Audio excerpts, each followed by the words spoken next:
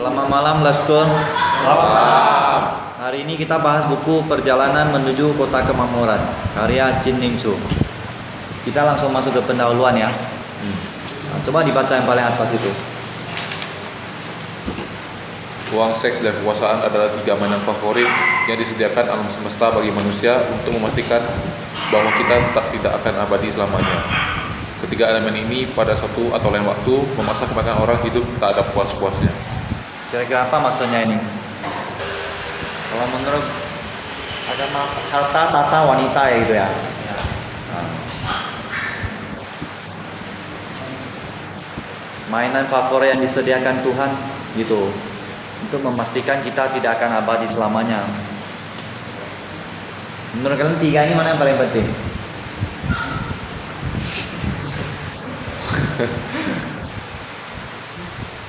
Satu dan dua mungkin lebih penting ketimbang yang tiga. Ya, oke benar. Tapi banyak orang yang sangat gila kekuasaan juga ya di dunia sebenarnya ya. Berarti pas buku ini kita bahas tentang uang ya.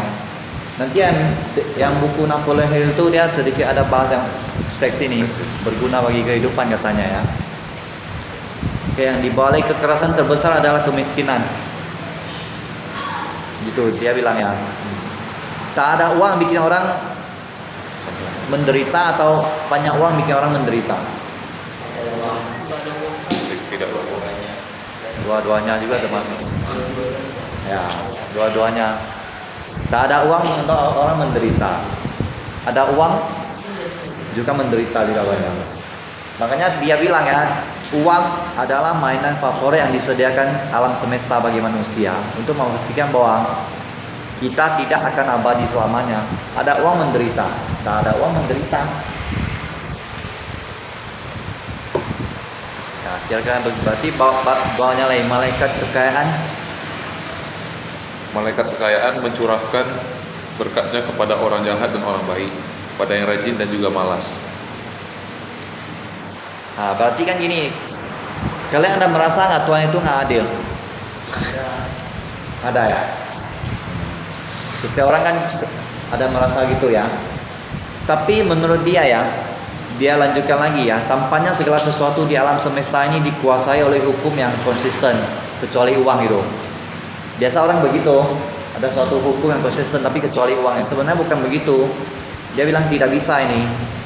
Pasti ada satu hukum yang tunggal tertinggi yang mengatur pembagian uang dan kekayaan gitu. Dan hukum ini pasti konsisten. Maksud pasti konsisten itu kalau orang menerapkannya itu pasti ada hasil.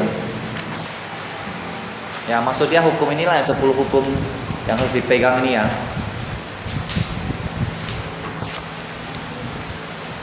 Berarti kalian apa arti kemakmuran bagi kalian? Bebas finansial. Bebas finansial, oke. Hidup bahagia, Ya, hidup bahagia, oke ya. hidup damai sama berkehidupan finansial. Ya. Ya, apalagi arti kemakmuran bagi orang lain. Melihat orang sekitarnya bahagia. Ya, oke, itu masuk ya. Ada lagi nggak? Di antara semua ini ya, tak luput dari satu kata aja, uang. Ya kan, apa yang kita mau ini, dia harus membutuhkan uang untuk mendukungnya itu ya. Bagi manusia biasa ya, tapi yang manusia orang yang lebih religius itu dia nggak butuh uang. Nggak semua ya, 100% begitu. Kali ada yang religius lah, seperti mungkin yang bagi agama Buddha itu orang apa? Bante atau apa biksu gitu ya. Nah, mereka nggak butuh uang itu. Ya, tapi minimal orang mau kemakmuran lah setiap orang ya. Oke, di bagian 1 kan katanya dia perjalanan menuju kota kemakmuran. Ya, dilema Howard itu berarti seperti dilema kita lah itu pada umumnya ya.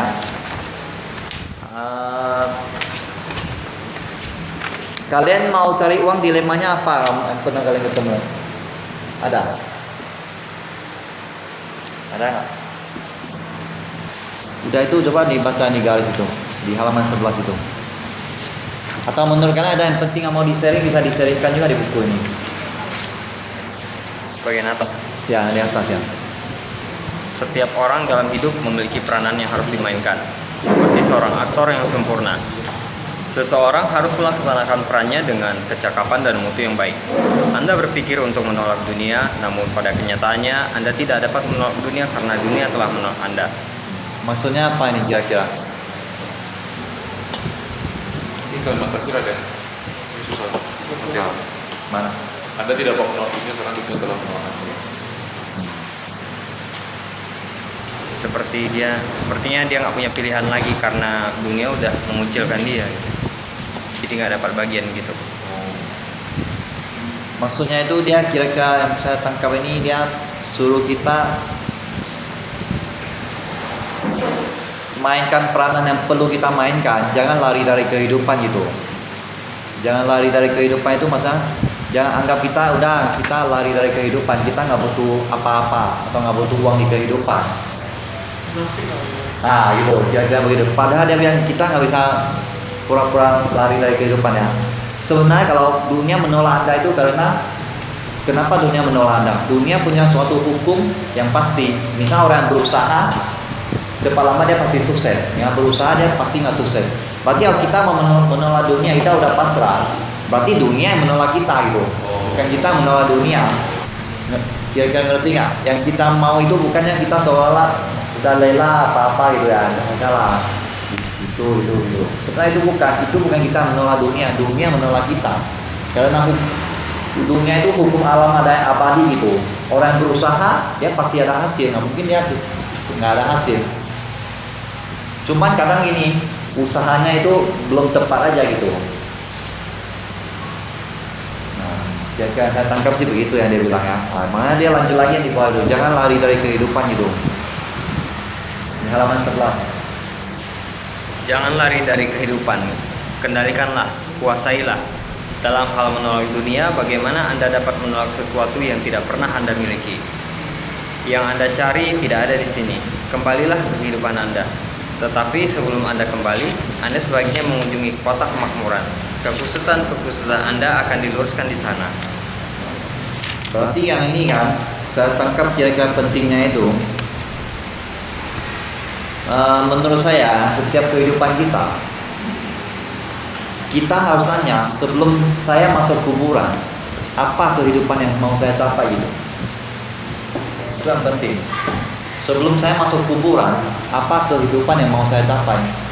Ini patut yang di pertanyaan yang sering kalian tanya-tanyain terus gitu.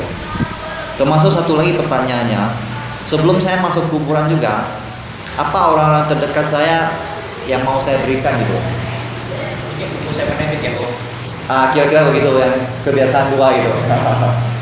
Maaf, di kelas 10 saya pernah bilang kalau udah sebenarnya ilmu pengetahuannya mau dari barat, mau dari timur, mau buku apa-apa aja, kesuksesan itu sebenarnya sama aja. Ini dua pertanyaan harus kalian nanyakan di dalam hidup, ini sangat penting menurut saya. Kalau kita bisa nanya begitu, hidup itu menurut, memang sementara mungkin jawabannya belum muncul kan?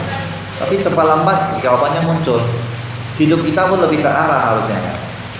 Intinya dia suruh kita pastikan mimpi yang kita mau capai dipastikan lah, dijelaskan lah gitu. Ya udah dia bilang ini kan sebenarnya penting sih ya.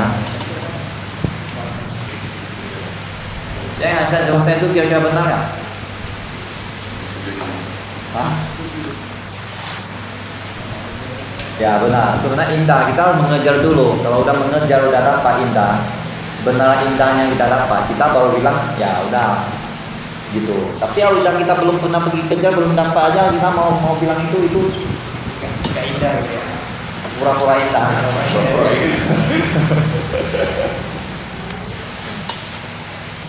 Kalau inti yang mau belajar buku ini kota kemakmuran itu harus kita cari. ya benar. Sebenarnya kota kemakmuran itu cuma suatu kata aja gitu loh. Masa objeknya itu aja gitu kan. Ya, setiap orang kemakmurannya berbeda-beda. Setiap orang berbeda-beda ya.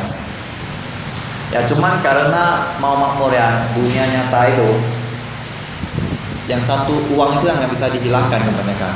Karena semua butuh uang. Yang di halaman 20 dia di paragraf kedua ya.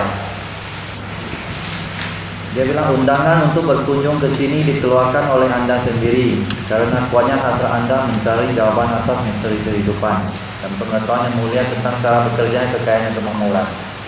Kalian masuk les school ini juga sama seperti dia, Cari pengetahuan berarti ya. mencari jawaban supaya kemakmuran, atau ngomong gampang lah, mencari jawaban supaya gimana dapat banyak uang lah, lebih gampang lah ya. Nah, undangan hari ini sebenarnya kalian kesini dari kalian sendiri, bukan dari siapa-siapa. Ya, udah itu lanjut lagi. Dia bilang bahkan yang maha kuasa dan malaikat-malaikatnya tidak dapat membantu orang-orang yang benar-benar tidak ingin dibantu.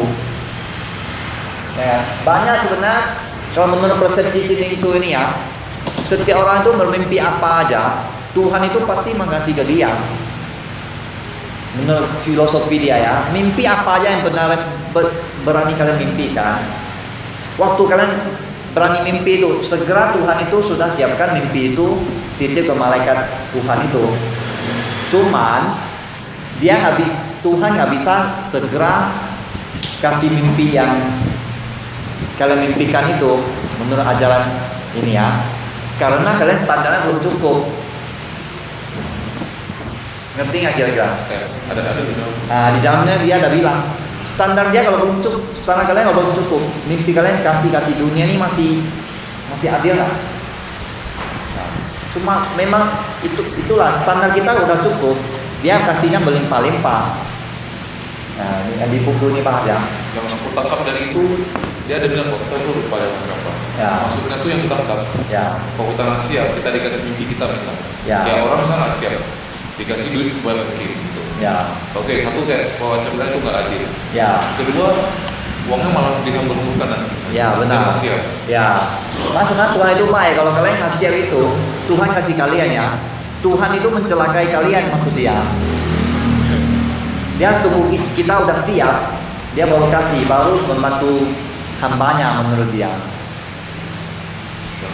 Ya teorinya begitu. Dulu saya baca, saya praktikkan benaran.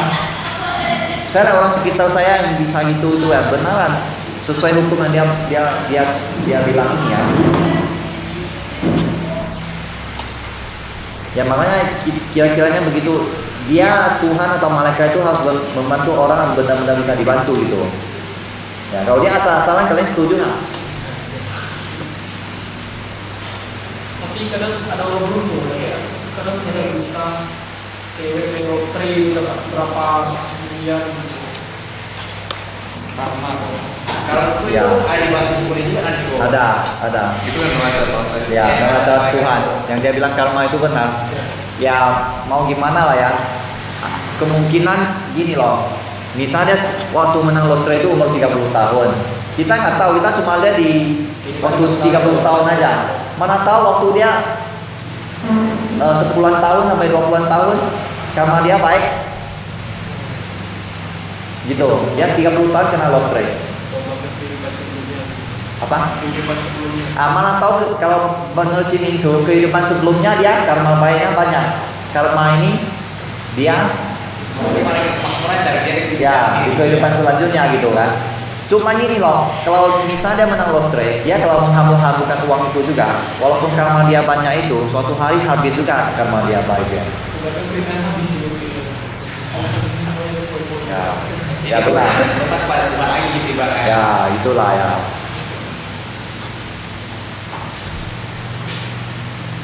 Nah makanya dia bilang di sini ya. Namun kadang-kadang karena belas kasihnya yang besar itu, karena Tuhan itu maha adil, maha kasih gitu ya.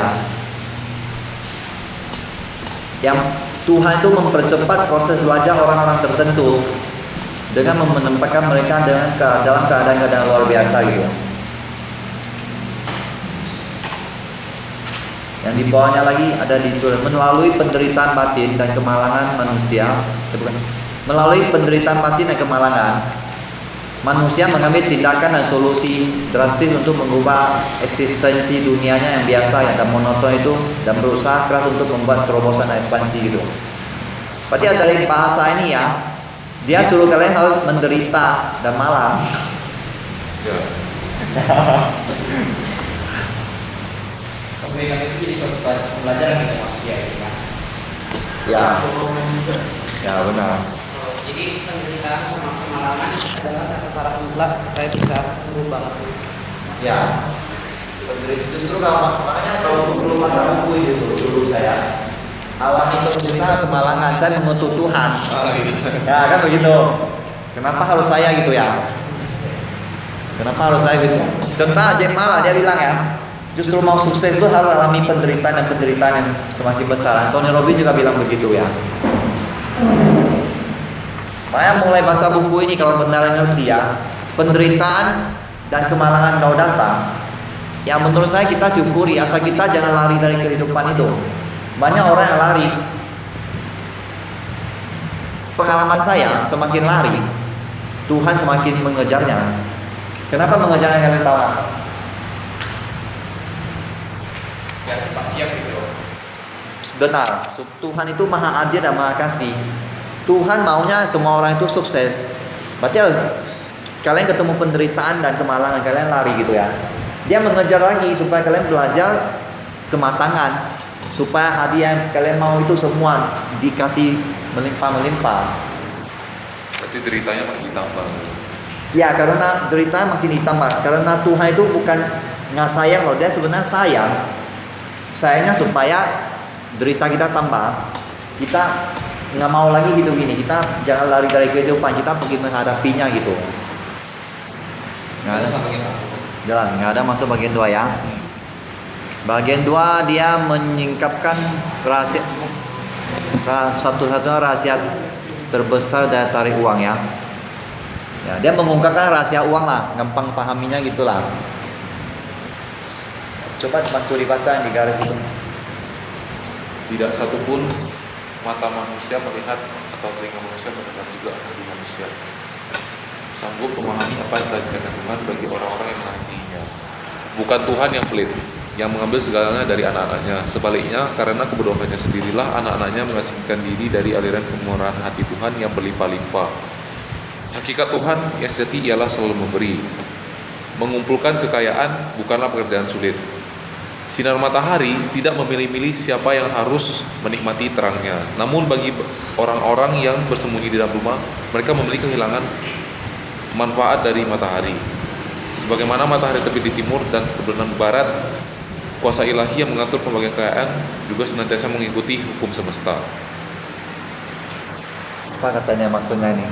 Maksudnya itu kekayaan itu enggak melimpah di Adi, yang kecil di aku, semua itu rata. Ya. Sebenarnya rata. Cuma tergantung orang yang mau keluar dari rumah atau enggak. Ya. Caranya atau enggak gitu. Ya. Ya, katanya Banyak kan orang kira apa? Pikir kan, oh kita ya si Adi kaya gitu ya kan. Sebenarnya rata gitu kaya gitu. Ya. Miskin kali Pak Agus kan.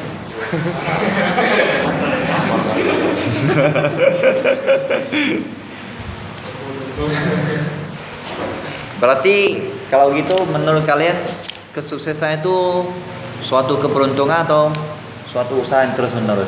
Salah, kan sudah kerja. Suatu usaha yang terus menerus ya. Kalau menurut kalian Tuhan itu adil atau enggak? Adil lah. Oke, kalau apa? Sama gitu. Kan ada juga kok orang yang dia ada kaya, tapi karena dia terus bersembunyi di rumah, dia nggak mencari mataharinya. Kalau lama-kelamaan habis. Oke. Sama juga. Kalau menurut kalian itu kan Tuhan itu adil kan? Di halaman 28 pertanyaan saya nih, dia bilang kan ada orang dilema ini yang seperti Tony bilang tadi itu, orang kena lotre gitu ya. Bagaimana mungkin begitu banyak hal yang baik terjadi pada begitu banyak orang jahat? Ya karena di kehidupan dulu-dulunya itu kan orang yang orang jahat ini sudah melakukan yang kebaikan-kebaikan itu gitu. Menurut teori ini ya. Yang teorinya gitu. Ibarat rekening bank emosi Tuhan jadinya. Ya rekening bank emosi Tuhan ya. Rekening bank emosi Tuhan Ya. kita. Berarti yang di 31 benar itu benar. Di 31 ini dibilangnya ya, kekuatan kemakmuran tidak menentukan siapa yang akan kaya dan siapa yang akan miskin gitu ya. Ya. Berarti kok betul dong kalimat yang miskin makin miskin, yang kaya makin kaya Ya. gitu ya. Ya. Tergantung kelakuan kita, tindakan kita gitu ya. Ya gitu. Oke, sampai sini kalian masih setuju ya? Nah di halaman 34 itu ya, ada yang satu-satunya rahasia terbesar di atasnya yang halaman 34. Satu-satunya rahasia terbesar tentang uang. Yang berapa? 34. 34 Satunya rahasia terbesar untuk memperoleh kekayaan adalah mengusahakan. kekayaan ialah mengusahakan agar Tuhan berutang kepada Anda. Kalau Tuhan berutang kepada Anda, Dia akan memberi Anda daya tahan untuk mewujudkannya masa-masa pencobaan. Ia membuat Anda melihat kesempatan di mana Anda biasanya tidak melihatnya. Ia memberi Anda kemampuan untuk mengetahui bagaimana cara mengubah kesempatan menjadi keuntungan. Ia memperkenalkan orang yang tepat dalam hidup Anda untuk membantu usaha-usaha Anda yang unggul. Jadi kalau udah banyak nih ya rekening kita, selalu kita di sama Tuhan ini, berarti Tuhan bakal bantu kita gitu ibaratnya. Ya. Ada aja jalannya berarti. Ya, ya, Bisa dibilang gini ya, seberapa bodoh pun orang itu, kalau dia berusaha dan membuat orang itu berutang, membuat Tuhan berutang kepada dia, ya, sukses nggak akan kemana-mana. ya benar, benar. Makanya ibaratnya kalian pernah lihat orang bodoh itu kadang bisa kaya raya, orang pandai nggak bisa kaya raya, karena dia tidak mengikuti 10 hukum ini. Nah, Apa maksudnya? apa katanya? Untuk awak bodoh. Apa bodoh? Oh, untuk bodoh. Bodoh kaya pula. Belum miskin. Alhamdulillah ya kaya. Bodoh kaya ya kan. Nah, itulah. Nah, contohnya si Farawi lah, kenapa dia ada berduit kan gitu. Dia membuat Tuhan berutang pada dia. Yang saya pantau itu ya. Padahal bodoh-bodohnya minta ampun, sebodohnya itu. Dia rajin function. Iya. Ya. Saya Pak. Iya. Udah itu di halaman 39 ya. Menurut hukum sebab akibat, yang Anda salah gunakan akan menyalahgunakan Anda. Yang Anda hormati akan menghormati Anda. Benar nggak? Jadi walaupun kita punya banyak uang, bukan berarti kita nggak bisa menggunakannya. Maksudnya kan kita jangan jadi pelit juga gitu. Ya. Kelimpahan. Kelimpahan ya. Kayak mentalitas kelimpahan juga ya, Bang. Ya benar. Ya. Nah, dikaitkan sama ilmu Anthony Robbins juga ada juga ini sama. Yang lebih baca buku dia. Ya banyak loh, saya lihat Anthony Robbins kan ambil dari ilmu dia lumayan banyak.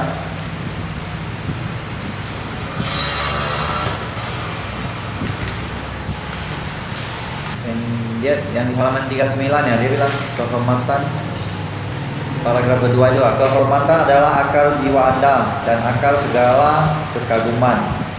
Rasa hormat merupakan perbuatan yang paling sederhana yang harus dilaksanakan.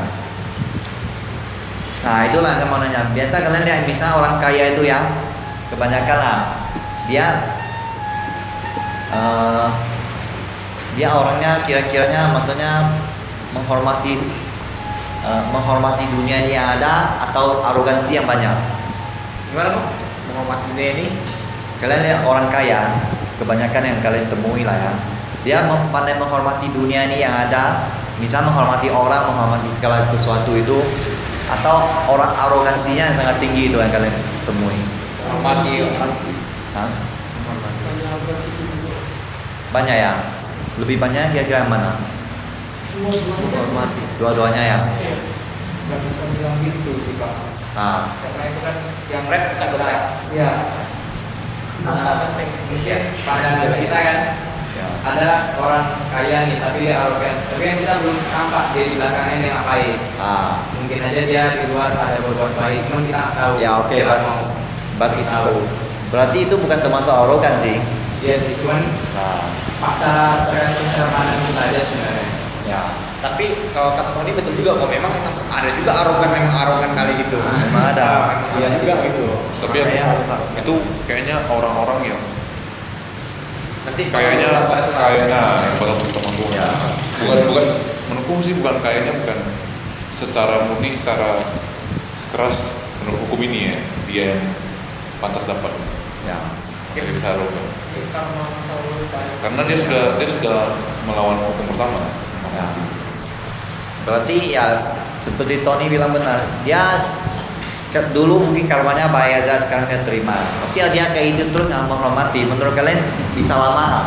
Ya, jadi miskin. Nggak bisa lama ya? Mungkin juga dia punya baiknya cuma nggak bahagia. Ya benar. Ya. Atau bahagia di permukaan aja yang nampak ya. Nampak di bahagia itu cuma dalam hati itu. Bagus ya. Jauh ya.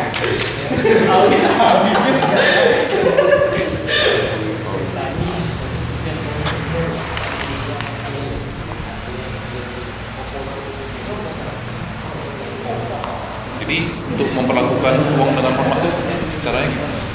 Di sini kan berbuat baik. Nah, suruh kita berbuat baik gitu ya, memperlakukan uang dengan hormat, pakai uang apa ada, maksudnya pakai uang apa adanya gitu, atau pakai uang dengan cara yang tepat. Contohnya saya sering lihat ya, di kehidupan itu Tuhan itu gimana adilnya, saya bilang setiap orang itu dia pasti ada kesuksesan cari uang itu. Menurut teori entah buku apalah, dia zaman selama hidup dia itu ya minimal ada 7 kali kesempatan dia mendapatkan uang lumayan banyak gitu. Cuma saya lihat kadang ini ada orang yang baru mau dapatkan uang yang lumayan banyak ya, nanti dia pergi berfoya-foya, baru mau lumayan banyak aja. Berarti Tuhan baru mencoba titip dia sedikit aja, mau tes lah, Tuhan mau tes dia gimana gitu ya. Dia udah dapat itu berfoya-foya sehingga biasanya nggak lama lagi jatuh. Pernah kalian lihat begini? Sangat banyak kan? Nanti dibahas juga di buku nih, Bu. Ada ya? Ada. Oke, sangat itulah yang salah satu contoh tidak menghormati kemakmuran, sama tidak menghormati uang. Yang contoh inilah yang seperti nilainya. Nah, sebaliknya kalian lihat ada orang yang baru mulai mendapatkan sedikit, dia pandai jaga. Biasa Tuhan kasih dia lebih banyak lagi. Nah, kalau yang dalam kasus ini yang gue, misalnya dia pas lagi udah mau kaya nih, udah lagi proses mau kaya, Ya, dia kayak udah berbuat kebaikan, bagi-bagi gitu kan. ya, Tapi dia udah semakin kaya, Ya. semakin kaya. Tapi pada saat udah di puncak tertinggi kayanya, Ya. dia gak menjadi seperti itu lagi. nah, Dia udah menjadi arogan. ya. Kalau Biasanya dia kayak itu gimana? Pastilah. Nah, tapi kan dia udah jadi paling kaya kan kayak relasinya jadi agak berkurang Nah. jadinya kan. Ya. Nah, dalam kasus seperti ini kan tanggapan kita harusnya gimana? Maksudnya dia udah jadi sangat kaya Dia lalu. sangat kaya tapi dia nggak lagi Tiba-tiba berbuat kebaikan lagi gitu. Nah, Nah, tinggian ya. biasa setelah itu dia gimana setelah beberapa tahun atau gimana? Hasilnya masih baik kan? Nah, itu nggak tahu. Nggak tahu ya. Masih baik ya. Kenapa? Kalian pikir lah di kehidupan kalian itu bagi orang yang sukses itu dia pasti menghormati kemakmuran yang ada di dunia ini, pasti loh. Saya jarang lihat orang yang menghormati kemakmuran itu bisa berhasil, jarang ya. Contoh misalnya Richard lah, refleksi bosmu lah atau gimana dia kira-kira menghormati kemakmuran dari kehidupan dia. Dia pas masih baru bangun satu kantor ya, dia udah mulai kasih berbagi juga. Ya. Nah, setelah buka workshop, memberi dia juga mulai lagi juga. Nah, satu hal nih saya mau nanya. Tadi kata Aceh, bos Gojek menggampangkan semua orang gitu kan. Ya. Nah itu kan kebanyakan untuk yang punya stand yang lebih menengah atau menengah ke atas lah gitu kan. Maksudnya kayak Gojek kan selain hanya mengantar jemput, tapi kan ada yang untuk makanan juga, GoFood istilahnya kan. Kan itu biasanya untuk kalangan yang menengah atau menengah ke atas. Nah kalau yang menengah ke bawah, misalnya kayak yang tukang jualan bakso yang biasanya sehari-harian gitu kan, dia kan pastinya dagangan dia nggak menjadi laku lagi kok. Ya, benar. Nah, jadi gimana? Jadi kan bos Gojek satu sisi dia memberikan kesuksesan bagi kegampangan bagi orang-orang, tapi kan juga ada orang menderita karena itu kan. Benar, pertanyaan bagus. Biasanya ini ya. Kira-kiranya itu kita di lembar neraca Tuhan itu ada lembaran saldonya gitu. Dia ada lembaran saldonya, ngerti nggak? Plus minusnya biasa hanya Tuhan yang tahu, hanya dia bisa hitung. Kalau menurut Tuhan ini dia kan sesuai hukum Allah yang berjalan menurut dia. Lembaran saldo dia kalau pahalanya lebih banyak, dosanya lebih sedikit, ngomongnya gitu kan. Dia akan kasih yang lebih banyak lagi. Soalnya dia udah bisa menjaga ini gitu. Ngerti nggak, Cak? Ngerti. Nah, soalnya ini kita nggak bisa 100% kalau di ilmu ini ya semua ya. Contohnya lah, menghormati kemakmuran lah. Baru teman saya ini, dia jualan nasi ayam. Pertama kan, jualan nggak begitu laku loh. Tapi yang dia serius mau kerja, berhasil mau cari duit ya. Sisa makanan yang laku itu, dia kasihlah orang tukang sampah, kasih apa lah gitu. Mereka nggak buang. Sampai malam-malam misalnya jam 10 nggak, jam 9 jam 10 nggak laku kan. Ya mau gimana, terpaksa dihabiskan gitu. Kasihlah orang yang susah itu. Udah, nomor 2 lagi ya, menghormati milik duniawi. Nah ini banyak nih. Yang kalian sharing lah, menurut kalian mana yang penting ini? Intinya makanan mau pakai makanan harus Sesuatu yang fisik nih, kita menghormati pemberian fisik dari Tuhan. Ya, Contohnya barang yang kita beli, bagaimana kita merawatnya, menjaganya gitu. ya, Karena kan ada orang beli, kalau beli jam, tak aja jam di situ nggak pernah dirawat. ya. Ada yang beli jamnya, beli 10 jamnya gitu. Jamnya tapi nggak Pernah pernah pakai ya. gitu. Ya, Kadang baju udah kekecilan, kadang kita buang, nggak bisa kita sumbangkan gitu. ya. Ya, ya benar. Baju kalau udah nggak pakai lagi, menurut saya daripada kita tahu lemari terus menerus nggak dibersihkan ya. Ya baguskan jadi kain lap. Ini lebih ke material sih. Ya, menghormati ini material gitu. Ya, Karena contoh yang paling kecil lah, kita kayak baju kita akan harusnya pakai, karena kita salah letak gitu. Harusnya kita cuci, kita simpan, bagaimana kita merawatnya, menjaganya, itu Ya. harus diajarkan. Ini ya, jadi apa? Kedua ini. ya. Kalau apa? Misalnya seperti ini kan, duniawi, contohnya benda yang berwujud gitu kan. Nah, benda berwujud dalam artian tubuh kita gitu. Tubuh kita kalau mungkin apa metaforanya kuil jiwa gitu.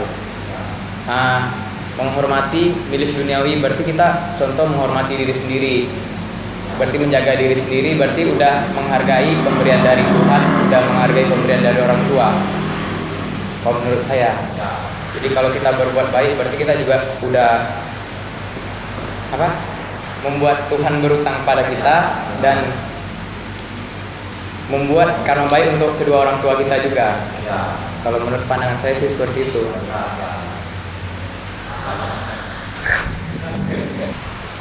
Ya, makanya dia di halaman 46 ini ya. Kalau Anda menghormati apa yang Anda miliki, maka Anda akan diberi apa saja yang Anda inginkan itu.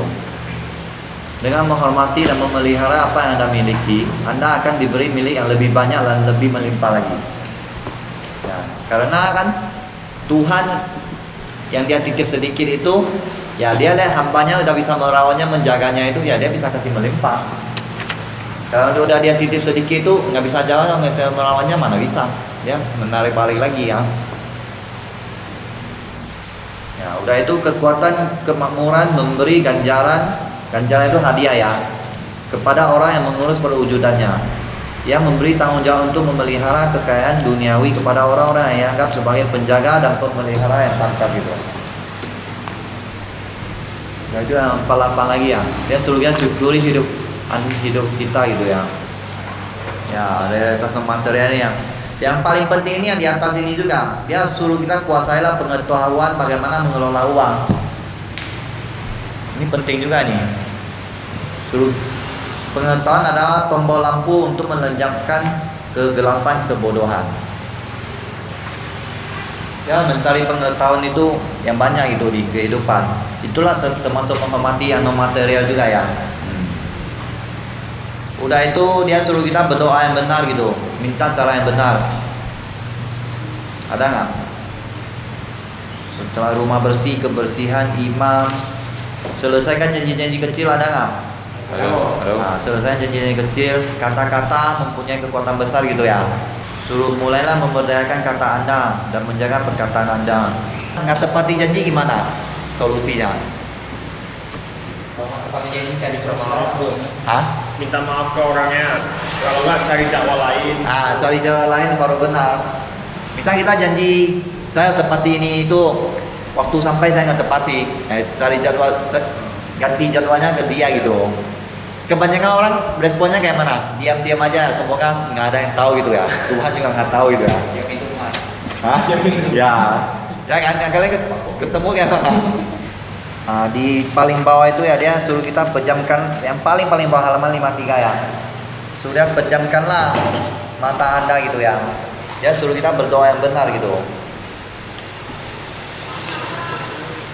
Halaman 53 paling bawah, sambung ke halaman 54. Pejamkanlah mata Anda.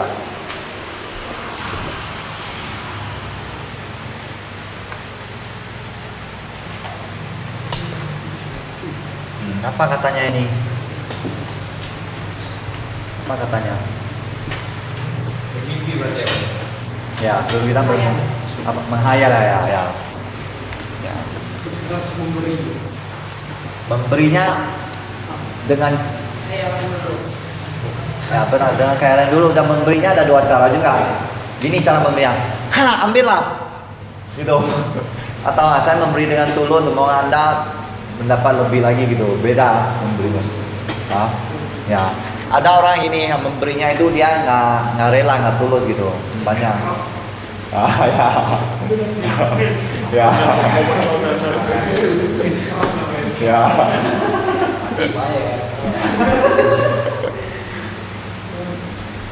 Ya kebanyakan ajaran dia itu yang dari batin itu ya, dari batin ya yang ajaran dia ya. Apa? Kayak suci gitu ajarannya semua. Ya gitu. Ya. Dia mengajarkan begitu. Kan kalau menurut saya untuk cari duit ya ada dua ajaran, satu yang ajaran Robert Kiyosaki, satu ajaran Chin Insu ini ya. Kalau menurut saya pengalaman saya terapkan di kehidupan lebih efektifnya ajaran di Chin Insu ini. Karena dia sanggup mengontrol hukum alam ini, sanggup mengontrol malaikat keberuntungan berpihak ke arah mana gitu. Kalau menurut saya ya. Contohnya sampai teori ini sampai sini aja lah, menurut kalian masuk akal nggak? Atau cuma teori aja? Ya kan? Nah, nanti kalian praktekkan di kehidupan, kalian lihat contohnya orang sukses itu dia ada praktekkan teori ini nggak? Gitu. Nah, sebaliknya orang yang belum punya uang itu dia bertolak belakang sama teori dia ini.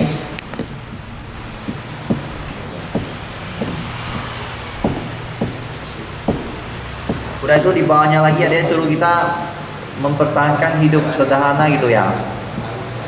Iya. Nah, bagian itu dari gila. Ada lebih banyak barang yang mana gitu. ya, ya low profile gitu ya. Dia suruh, Harta tidak bahagia ya gitu. ya, makanya banyak orang yang baru dapat sedikit aja dia sibuk timbun harta benda yang Tidak berguna. tidak berguna. Misalnya sekarang kredit mobil Avanza, nanti dapat sedikit lagi kredit mobil Innova lah, dapat sedikit lagi kredit mobil Jadi apa? apalagi CRV lah, baru dapat sedikit namanya. HRV. Nanti Lexus lah. Gitu. Coba ada refresh. Ya udah itu nanti beli tas sekarang 1 juta lah. Nah, habis itu beli tas 50 juta lah, ratusan juta lah gitu. Ya.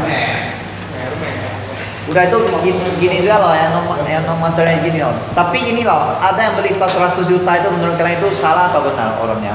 Ada yang benar juga. Ada yang benar juga kan? Nah, kenapa benar? Karena dia menggunakan uangnya dan merawatnya gitu.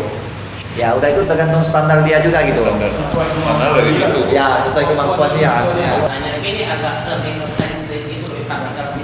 Misalnya kalau kita mampu, kita punya duitnya, lebih bijak itu kita kredit atau beli cash. Dalam artian kalau saya mikirnya kalau beli cash kayak sayang banget, berasa banget duitnya tuh habis dari rekening gitu sebanyak itu. Tapi sama aja sebenarnya kayak nipu diri sendiri atau kredit pun lebih enak sih karena kan nyicil dikit-dikit, toh masih kerja juga. Sebenarnya yang bagusnya gimana, bijaknya gimana ya Pak? Iya. Saya beli cash. Kenapa tahu nggak? Misalnya saya ada standar mobil uang saya 100 juta, saya beli yang 100 juta aja udah. Saya jangan beli yang 200 juta. Kalau 200 juta saya harus kredit. Kenapa? Memang kenapa? Saya beli 100 juta, saya langsung bayar cash, saya langsung nikmati barang itu.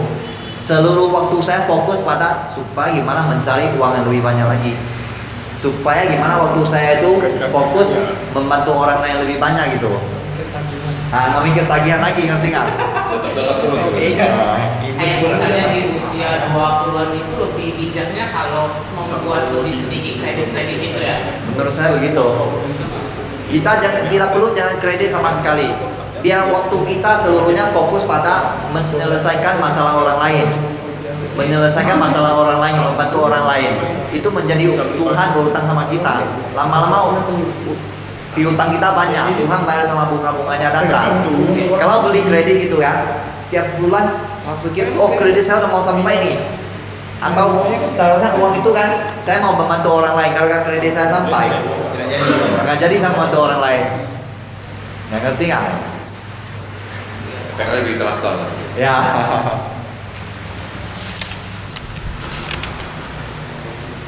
Udah, berarti yang hukum ketiga udah ya. Ada yang mau tambah lagi?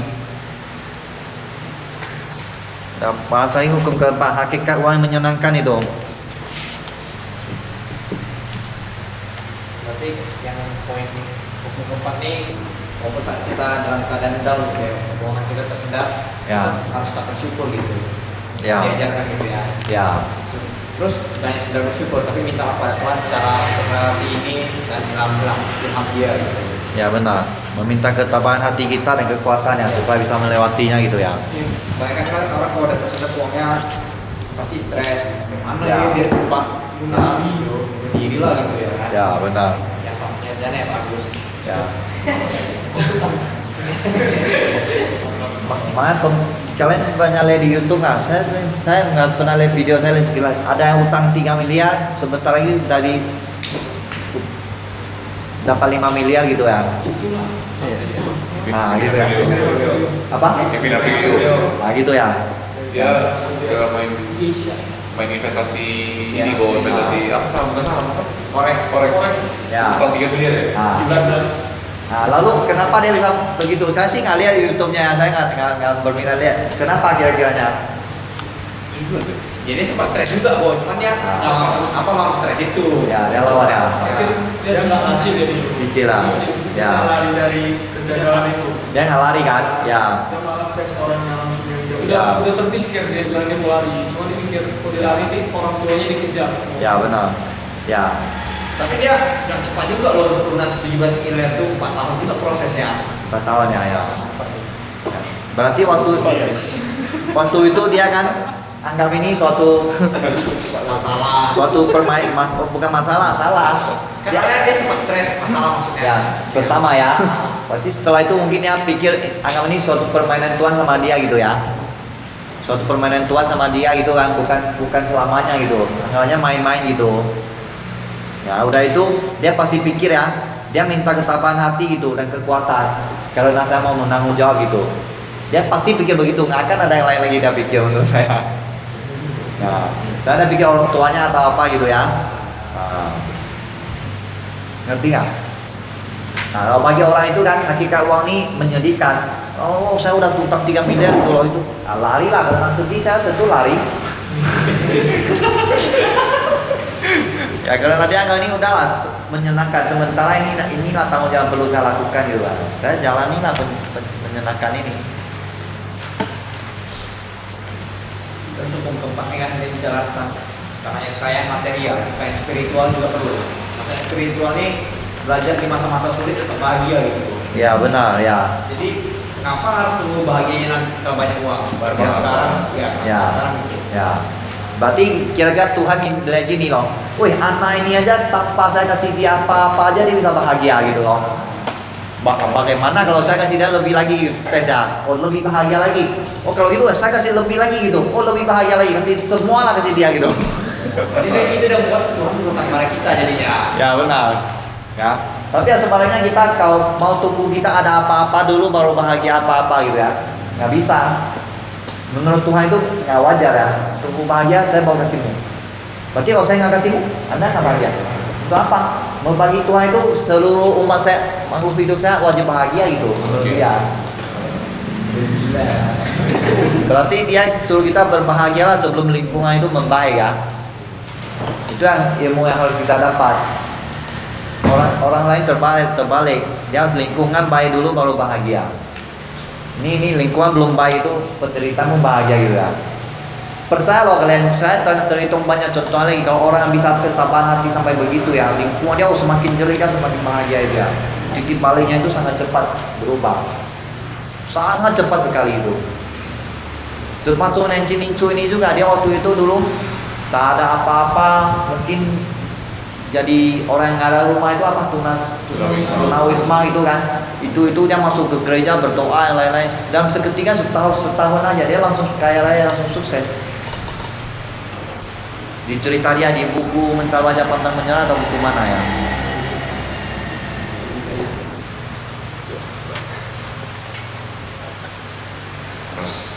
Keras ya. Dia suruh kita hidup dalam keberanian lagi gitu ya, ada. Berarti ada lah, itu kan.